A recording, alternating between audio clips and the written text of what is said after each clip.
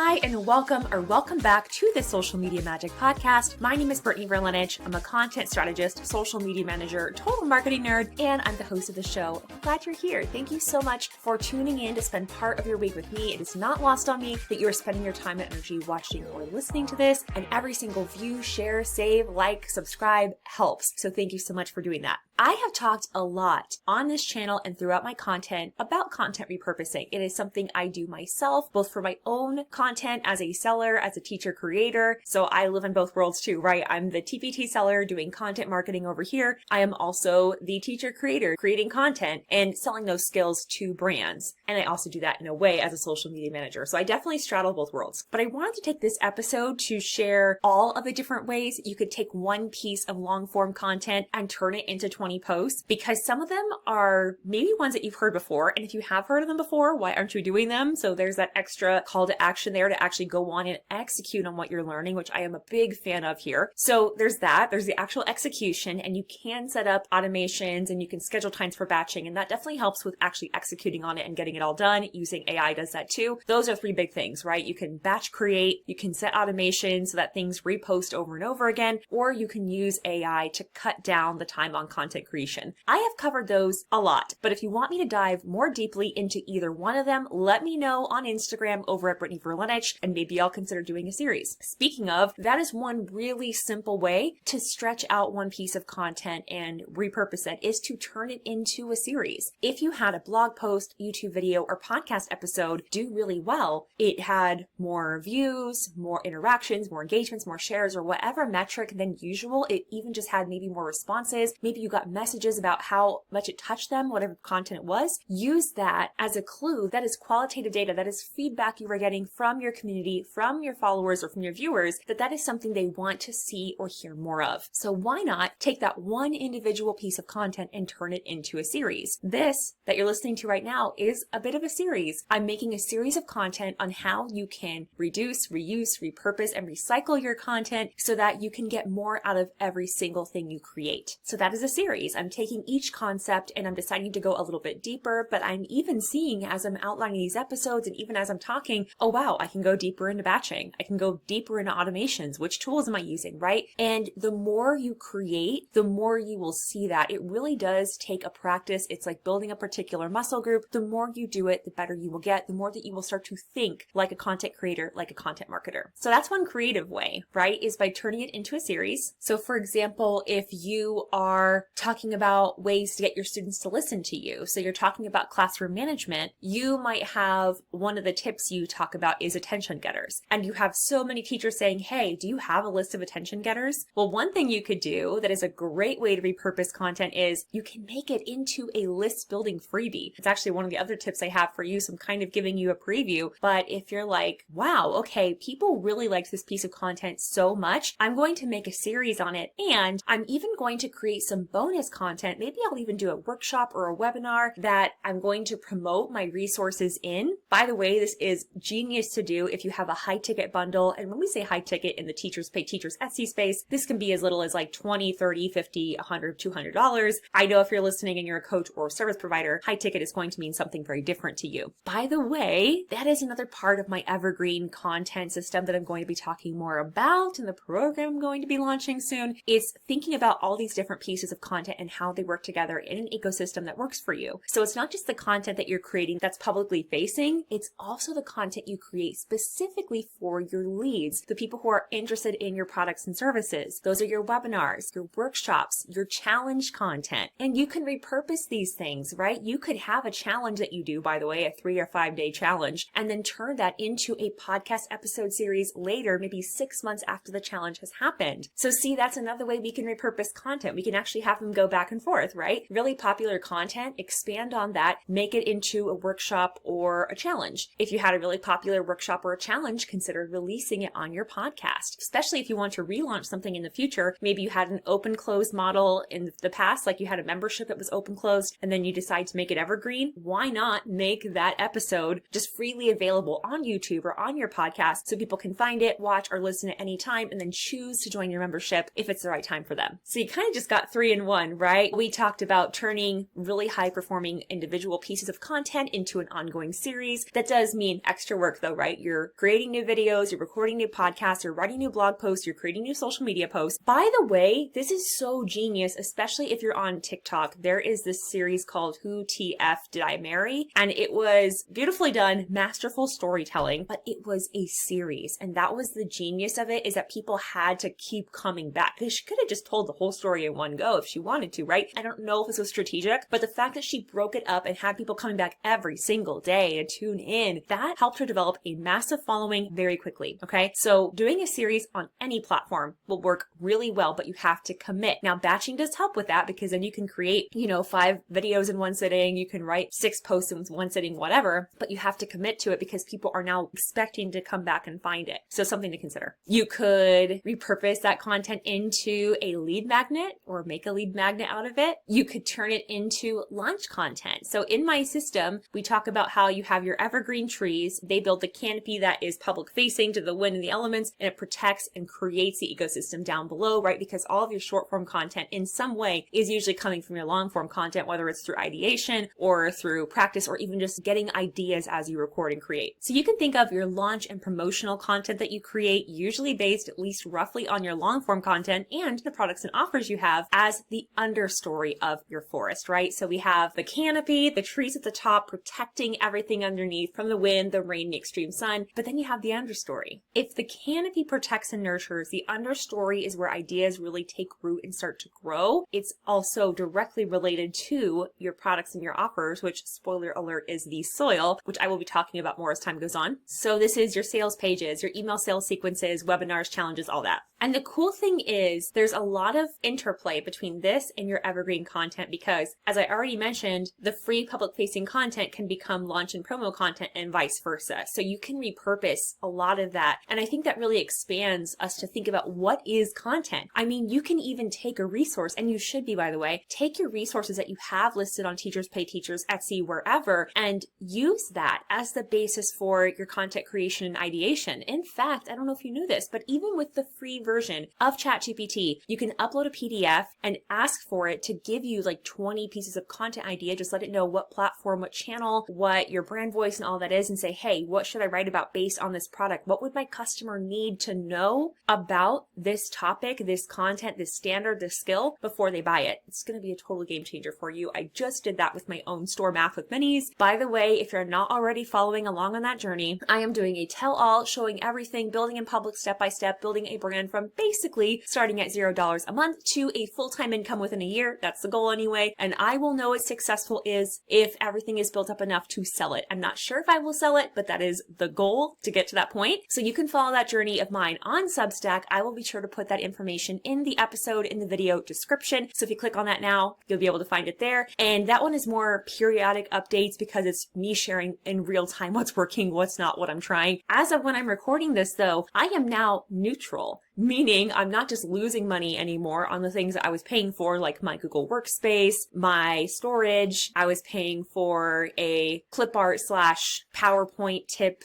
membership thing, my TPT coaching memberships, I include it in that budget. So now I'm net zero, which might not sound super exciting, but from having basically nothing, maybe making $4, $15, $50 here and there, to now consistently being at zero and sometimes a little bit above, I'm celebrating that. And I do believe within 6 months, I'll be at a few $100s consistently with it. Of course, I'm going to have certain bumps throughout the year because we have a very naturally seasonal business, but I am super excited to see what happens by the end of this year. And honestly, I probably should have given myself 2 years because that's 1 year to build up everything and then another year to build up all the funnels and traffic driving it. And because teaching is naturally seasonal, 1 year to get the data, 1 year to improve on it, but c'est la vie. So if you want to follow that journey, check out Becoming Prolific. It's all about becoming a more prolific creator and business owner in the episode description. Okay, did not mean for that to read like a long ad, but that is it, right? It's like looking for other ways to use our content. And so getting creative with what we consider to be repurposing, having your long form free content, your launch and promo content, all of that. Okay. So those are a few creative ways that we haven't mentioned yet much on this channel. You could also make an event around this. You could host a throwback week where you just let people know in advance, like, hey, this is my best of content. These are my highest performing pieces of content. These are the ones that people say they love, but you could be doing like an engagement email campaign, for example, and you send every day a certain piece of content that did really well on the platform that you want to grow. So maybe you're trying to grow your Instagram account and you've been using ads to grow your email list, but you haven't really been promoting your Instagram account, but you're working on that now. Send them an email and say, hey, come join me on Instagram. And you don't even have to say that, honestly. You can embed the reel if you're able to enter in the HTML code, or you can just link to the reel in text within the email and get people that way. I've grown my YouTube channels this way. I mean, there's so much that you can do. I also mentioned this in one of the previous episodes in this series. I honestly can't remember now, but this is a creative, fun way, is that you can buy a domain name and have it be kind of fun and build intrigue, something branded to you, maybe a call to action, and you can actually change out where that domain goes. You go to the DNS records and you have it forward to a certain page or certain whatever post every single week. You can make it like a fun thing that just exists in your emails, on your links in your bio, wherever you're really promoting, and have that lead to whatever platform you're trying to grow.